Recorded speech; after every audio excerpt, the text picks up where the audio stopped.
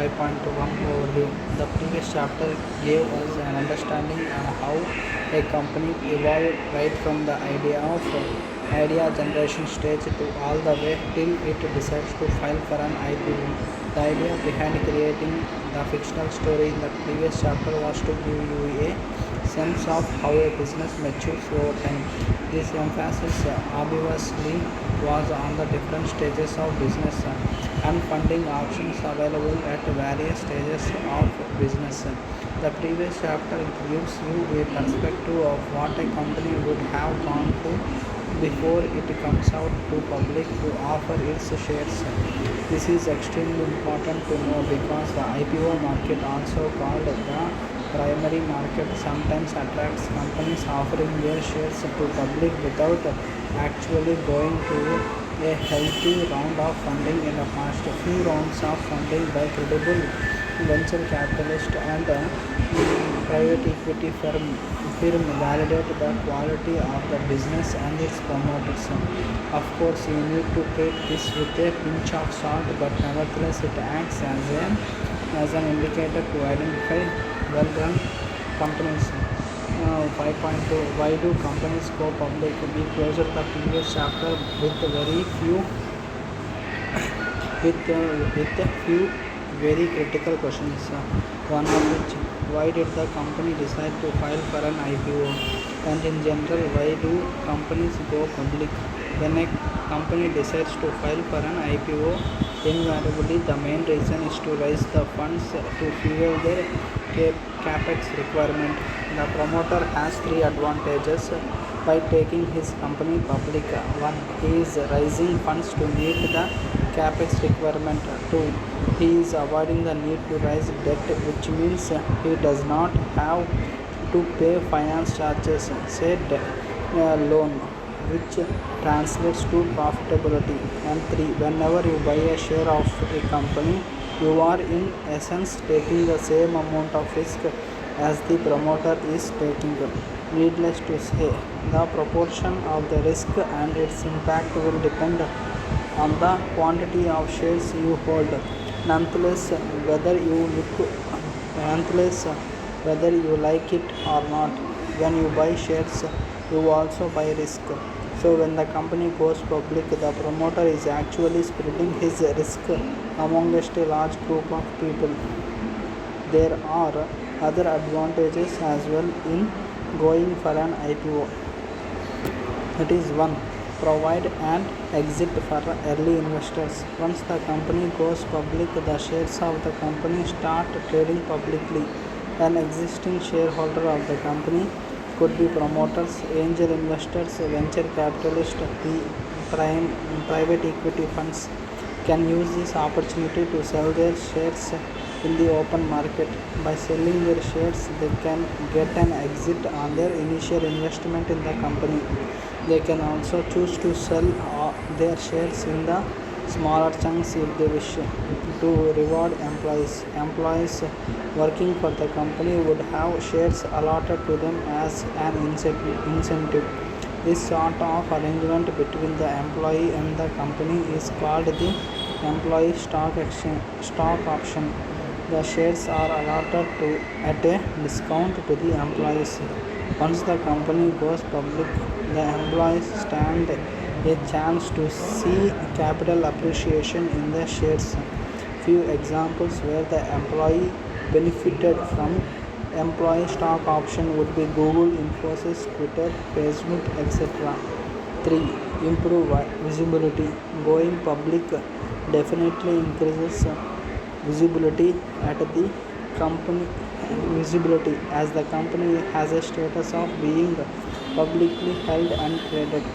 There is a great chance of people's interest in the company, consequently creating a positive impact on its growth. So let's just build on our fictional business story from the previous chapter a little further and figure out IPO details of this company. If you recollect, the company requires 200 crores to fund their capex, and the management had decided to fund this partly by internal accrual and partly by filing for an IPO. recollect that company still has 16% of the authorized capital, translating to 800,000 shares which are not allotted. The last valuation of these shares when the private equity firm invested in Series B was 64 crores. The company has progressed really well ever since the private equity firm has invested, and naturally the valuation of these shares would have gone up. For the sake of simplicity, let us assume the company is now valuing the 16% shares anywhere between 125 crores to 150 crores. This translates to per share value anywhere between rupees 1562 to 1875 rupees, that is 125 crores or 8 lakhs, that is 125 crores or 8 lakh per shares. So if the company puts 16% on the block to the public, they are likely to raise anywhere between 125 to 150 crores. The remainder has to come from internal accruals. So naturally the money they raise, the more money they raise, the better it is for the company. And 5.3, merchant bankers. Having decided to go public, the company must now do a series of things to ensure a successful initial public offering. The first and foremost step would be to appoint a merchant banker. Merchant bankers are also called book running lead managers, that is BRLM or lead manager LM. The job of a merchant banker is to assist the company with various aspects of the IPO process, including 1. Conduct a due diligence on the company filing for an IPO, ensure their legal compliance, and also issue a due diligence certificate. And 2. Should work closely with the company and prepare their listing documents, including draft red herring prospectus (DRHP). We will discuss this in a bit more detail at a later stage. 3. Underwrite shares. By underwriting shares, merchant bankers essentially agree to buy all or part of the IPO shares and resell the same to public. Help company arrive at a price band for the and 4. Help company arrive at a price band for the IPO. A price band is the lower and upper limit of the share price. A price band is the lower and upper limit of the share price within which the company will go public. In case of our example, the price band will be rupees 1562 and rupees 1875. In this price band only the company will go public, within this range only. And 5. Help the company with the road shows, that is, this is like a promotional or marketing activity for the company's IPO. And finally, appointment of other intermediaries, namely registrars, bankers, advertising agencies, etc. The lead manager also makes various marketing strategies for the issue. And once the company partners with the merchant banker, they will work towards taking the company public. And 5.4, IPO sequence of events. Needless to say, each and every step involved in the IPO sequence has to happen under the SEBI guidelines. In general, the following are the sequence of steps involved. 1. Appoint a merchant banker. In case of a large public issue, the company can appoint more than one merchant banker. 2. Apply to SEBI with a registration statement. The registration statement contains details on what the company does, why the company plans to go public, and the financial health of the company. And 3. Getting a nod from SEBI. Once SEBI receives the registration statement, SEBI takes a call on whether to issue a go ahead or no go to the IPO DRHP. If the company gets the initial SEBI nod, then the company needs to prepare the DRHP. A DRHP is a document that gets circulated to the public. Along with a lot of information, DRHP should contain the following details. A. The estimated size of the IPO. B. The estimated number of shares being offered to public. 3. C. Why the company wants to go public and how does the company plan to utilize the funds, along with the timeline projection of the fund utilization. And D. Business description including the revenue model, expenditure details. E. Complete financial statements. F. Management discussion and analysis. How the company pursues the future business operations to emerge. And G. Risks involved in the business. And H. Management details and their background. And another fifth step is market the IPO. This would involve TV and print advertisements in order to build awareness about the company and its IPO offering. That is, IPO offering is it's a price band. This process is also called the IPO roadshow. And fifth step is fix the price band. Decide the price band between which the company would like to go public. Of course, this can't be way off the general perception. If it is, then the public will not subscribe for the IPO.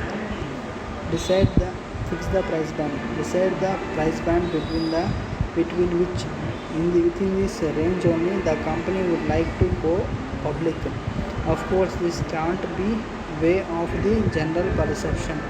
If it is, then the public will not subscribe for the IPO. And another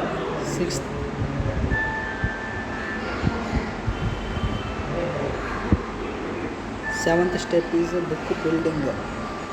Once the roadshow is done and the price band fixed, the company now has to officially open the window during which the public can subscribe for shares. For example, if the price band is between rupees 100 and rupees 120, then the public can actually choose a price they think is fair enough for the IPO issue. The price band should be within rupees 100 and rupees 120. In this case, the process of collecting all these price points along with the respective quantities is called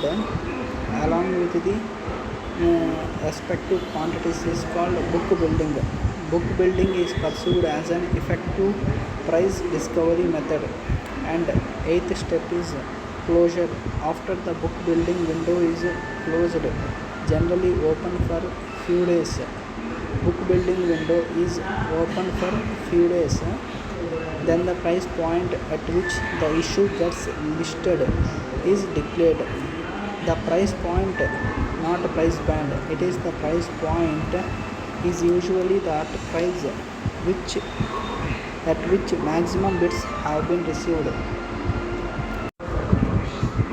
And finally, listing day. This is the day when the company actually gets listed on the stock exchange. The listing price is the price discovered through the book building process. What happens after the IPO? During the bidding process, that is book building process, also called the date of issue. Investors can bid for the date of issue, also called. During the bidding process, also called the date of issue, investors can bid for shares at a particular price within a specified price band. This This whole system around the date of issue, where one bids for the shares, is referred to as the primary market. This whole system around the date of issue, where one bids for shares, is referred to as the primary market. The moment the stock gets listed and debuts on the stock exchange, the stock starts to trade publicly.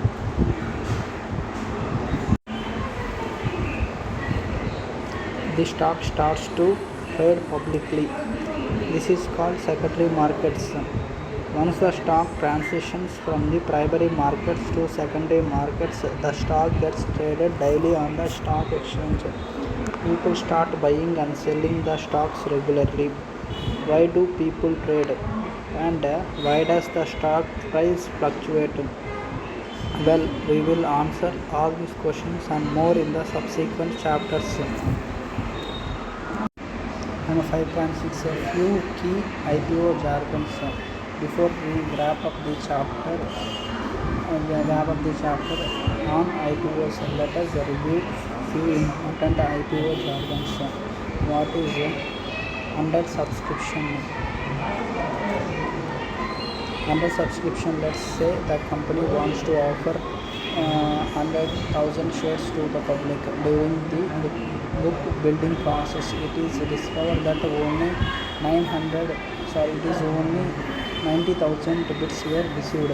Then the issue is said to be undersubscribed. That is, issue is said to be undersubscribed. This is not a great situation to be in, as it indicates negative public sentiment. Oversubscription. If there are 200,000 bids for 100,000 shares on offer, then the issue is said to be oversubscribed. That is 2 times 2x. And 3. Green shoe option. Part of the underwriting agreement which allows the issuer to authorize additional shares, typically 15%, to be distributed in the event of oversubscription. This is also called over-allotment option. Sometimes fixed price IPO. Sometimes the company fixes the price of the IPO and do not opt for a price band. Such issues are called fixed price IPO. And another important jargon is price band and cutoff price. Price band is a price range between which the stock gets listed. For example, if the price band is between rupees 100 and rupees 130, and the issue can list, then the issue can list within the range. Then the issue can list within the range.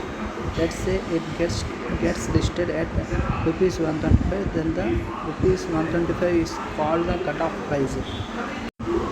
Recent IPOs in India. Here is a look at a few recent IPOs in India with all the background information you now have. Reading in table 5.1 in the following page should be easy. Table 5.1, recent IPOs in India. Serial number, name of the issue price in rupees, DRLM, date of issue size, price band. Serial number 1, Wonderla Holidays Limited. Issue price 125 rupees, and DRLM is Edelweiss Financial Services and ICICI Securities Limited. Date of issue is a few days. Date of issue is usually a few days.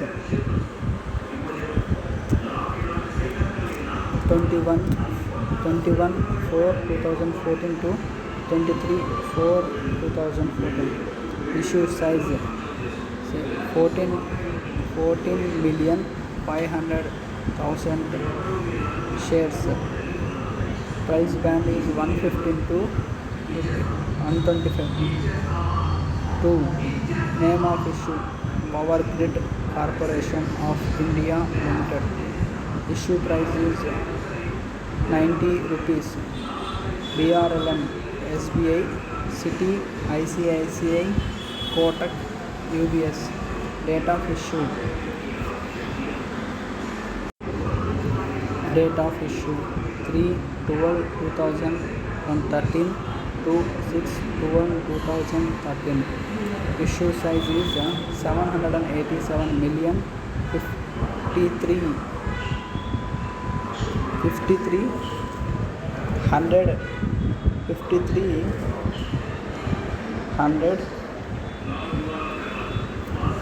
309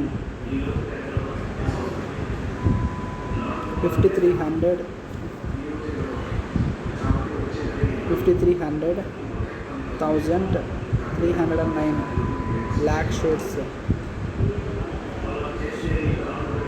Price band 85 to 93. Just Type Limited. Issue size is 530 rupees. BRLM, Citi, Morgan Stanley. Date of issue 25/2013 to 22/5/2013. Issue size 17,493,458. Price band 470 to 543. And 4. Repco Homes Finance Limited. Issue price 172 rupees. BRLM, SBI, IDFC, JM Financials. Date of issue 13/3/2013 to 15/3/2013.